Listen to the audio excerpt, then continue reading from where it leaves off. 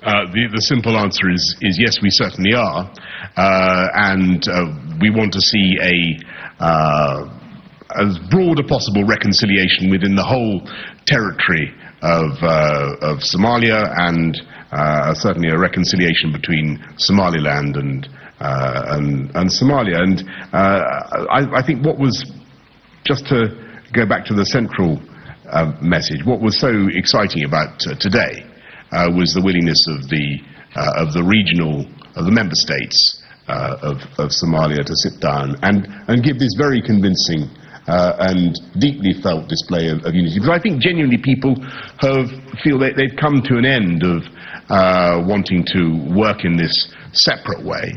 And as Antonio Guterres just said, unless you have unity, you are never going to be able to take on al-Shabaab in the way that is necessary. And that unity in Somalia demands a corresponding unity in us, the donors and the supporters. We have to, as Antonio says, we have to work out ways in which we can be more cohesive in the support and indeed in the training that we give.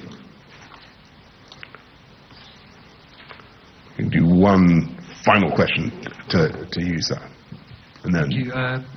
Al-Shabaab. We've seen recently President Trump give expanded powers to the US forces in Somalia to carry out strikes there, and we've also seen a US Navy SEAL be killed by Al-Shabaab, the first casualty in over 20 years there. Just want to know about your thoughts on their role. Well, I had a bilateral meeting with the Secretary of Defense, James Mattis, today. And we spoke about how the United States can be very helpful to eradicate and to fight against al-Shabaab. And he's very committed. The United States is really committed to help Somalia to stand its own feet. And I believe that's why we have this great opportunity, and to seize this opportunity.